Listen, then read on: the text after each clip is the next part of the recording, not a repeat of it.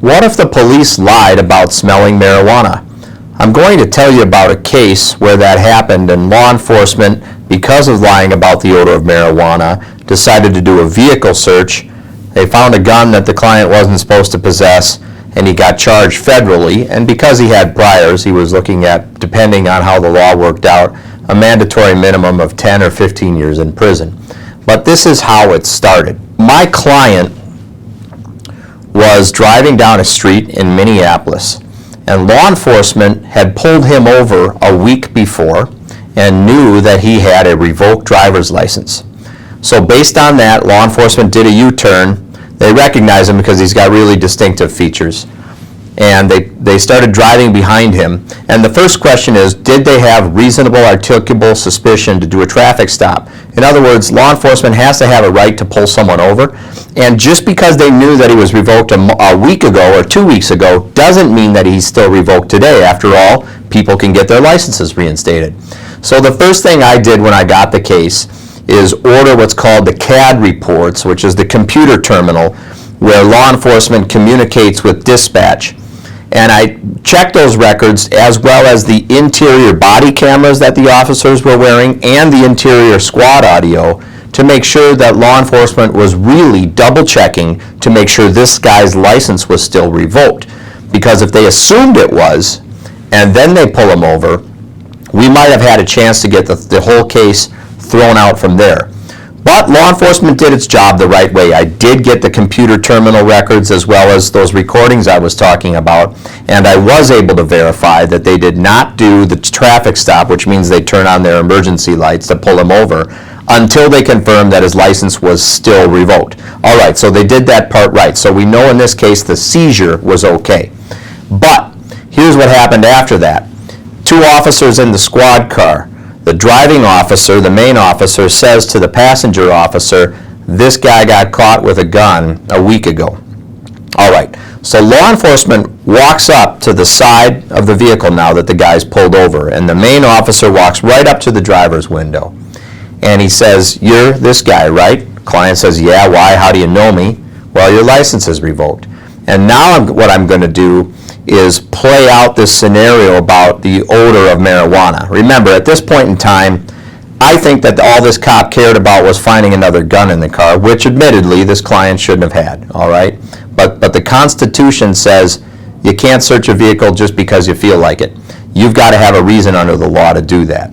So here's where we went from here. I'm going to play the recording for you. I'm probably not going to show the video to protect his identity here, but I will let you hear the recordings, and I hope you can hear this all right. Okay, that's why.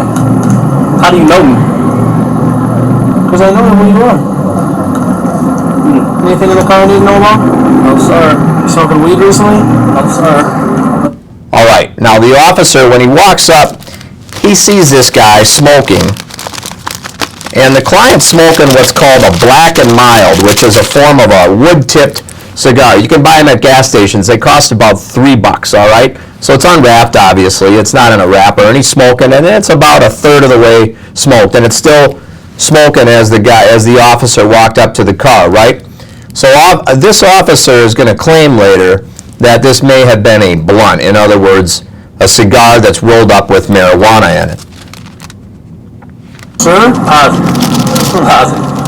Trust me, I'm still on parole. I can't even drop a dirty UA. I get UA every 48 hours.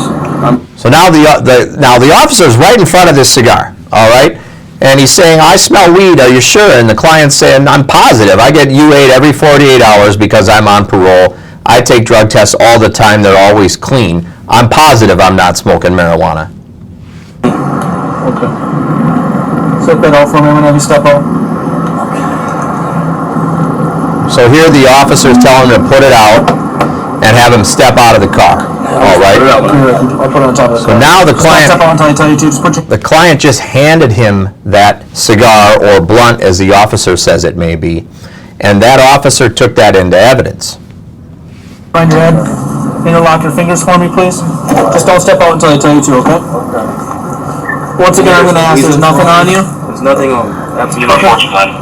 I'll explain everything after, okay? Step out. 45. Face away from me. 45 for damage action. please. So this officer has him do a pat-down. Now, he's going to get him out of the vehicle for just driving after revocation at this point, and this is where it started to raise my suspicions.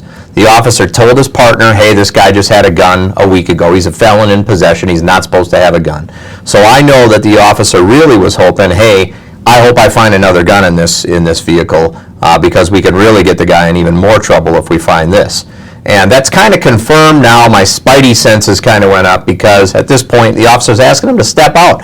That's not normal for a driving after revocation. Usually you're not going to get the driver out of the vehicle right away, but obviously he's getting him out and he's patting him down right away and he's having him interlace his fingers back here right away, all suggesting to me that the officer is at least A, either concerned that the guy may have a gun for his own safety, which is legitimate, that's a legitimate concern, or B, wants to find a gun on the guy and thinks this might be a quick way to do it.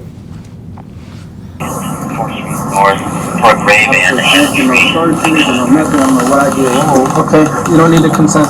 Okay. So now the client's telling him, I don't consent to a search of the vehicle or search of my person. The officer's telling him, you don't need to consent, all right?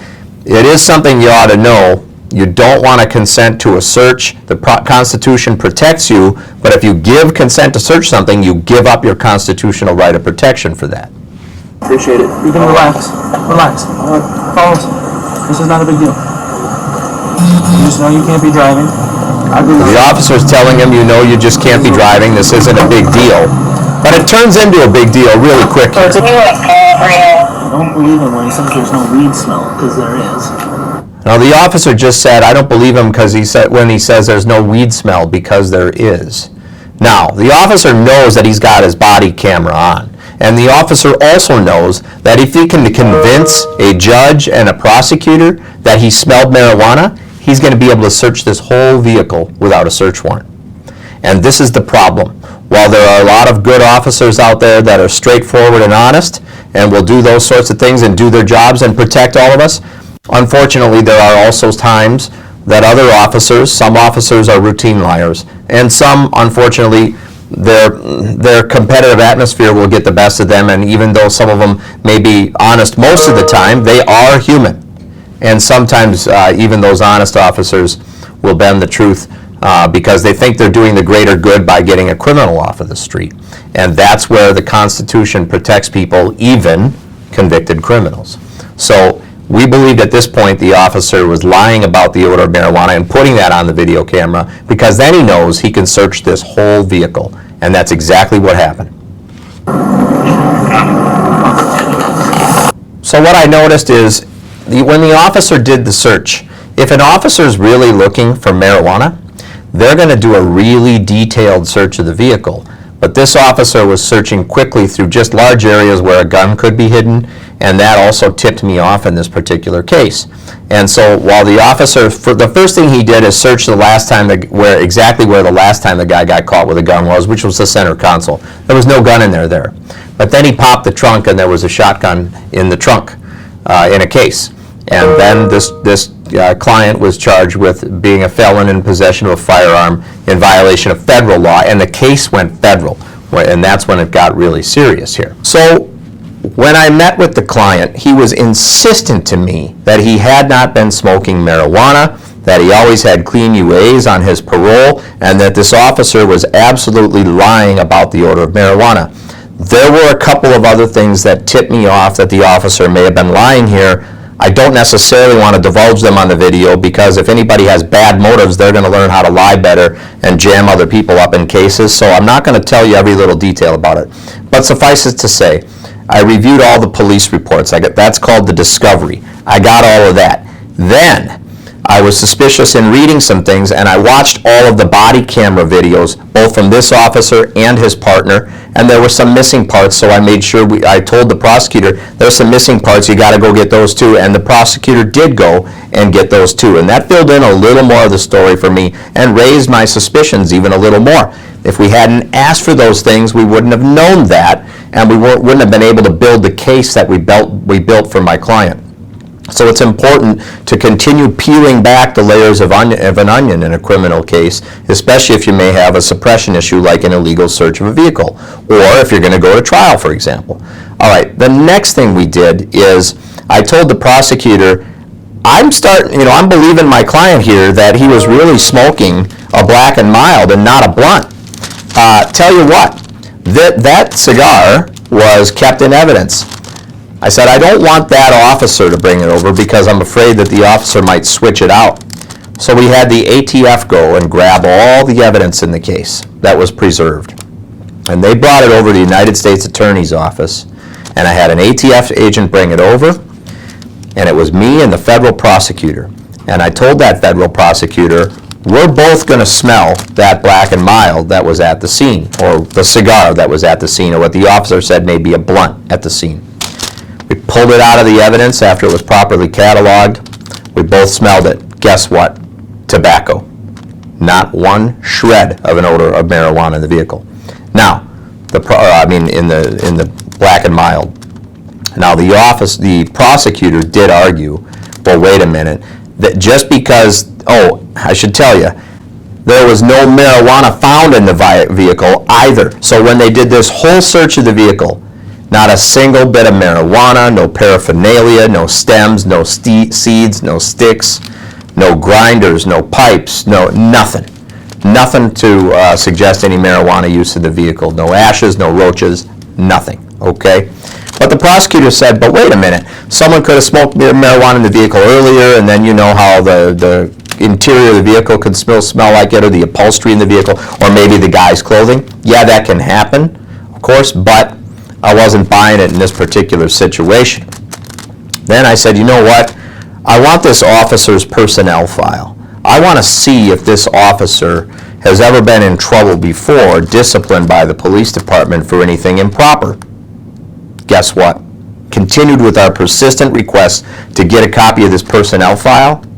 This officer had been suspended by the police department before for an improper vehicle search. And when we brought that to the light of the prosecutor, and we asked that this be brought into evidence so that a judge could look at, 2 days before this suppression hearing, where this officer was going to have to testify and be cross-examined by me, his partner was going to have to testify and be cross-examined by me, we were going to put this thing into evidence, the actual Black and Mild, as well as I went out and got a new unused Black and Mild to show the judge what these look like before they're smoked, so he understood exactly what we're dealing with. The prosecutor dismissed the entire case, and I was able to call my client at the jail where he was being held in detention, because in federal court you don't get to just put up money bail. A judge determines whether you need to be held the whole case without bail or not, and based on this guy's record and the allegations here, they were going to be holding him without bail.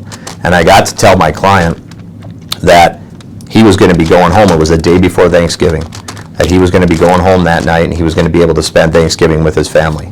Now, some of you might be thinking, but wait a minute, this guy was a felon, this guy got popped with a gun a week or two before that, and now he got another gun case, and you're helping him out, or something like that. Well, I understand that, and there's just a certain percentage of the population that's always going to feel that way, and believe me, I had a talk with that client about turning his life around and how all the facts came together the right way here for this case to be thrown out, but people don't get lucky that often, and if he continues with his ways, he's going to be back, and the odds of him getting a federal case thrown out again, pretty slim. So hopefully he'll be able to turn that around. But the other message is this: the Constitution protects everybody. We don't get to pick and choose, nor should we pick and choose who it applies for, because when the Constitution was written and the Bill of Rights were incorporated, they are to protect even the most evil or disliked portions of society, as they are for the most loved and innocent people in society. Otherwise, the Constitution means nothing. It ought to be equally applied to all citizens, and that means including the Fourth Amendment, which protects all of us U.S. citizens against unreasonable searches and seizures. So while some people may not like the result of this case being thrown out, if we don't honor the Constitution, and if cases aren't thrown out because in favor of people's constitutional rights, then the Constitution means nothing. The only way, there's a couple ways to dissuade illegal police conduct or police lying about evidence in order to search something. One way is to throw the cases out, because that's a big deterrent there. And another one that may apply in some cases is a 1983 lawsuit where that person can sue law enforcement and its agency for the improper conduct and breach of his constitutional rights. Unfortunately, sometimes that even doesn't dissuade some of the bad apples out there, some of the officers that are willing to lie about things, but those are the remedies we have right now. So for those of you that don't like that this guy got away with having a gun, I understand that, but also understand that law enforcement or anybody else shouldn't get away with lying in order to get people in trouble in court. And thankfully, we did enough work here, and we had a prosecutor that was willing to see the light in this particular case and probably made the hard decision to throw this case out, but it was the right decision. In case you're wondering what in the world this is doing in my office, tune in next time for another story about peeling back the layers of the onion and how I got a guy acquitted of 2 trials in a murder. If you have any more questions about the odor of marijuana in a vehicle or your constitutional rights, I'm criminal defense attorney Ryan Pacyga. You can call me at 612-339-5844 or find me at arrestedmn.com.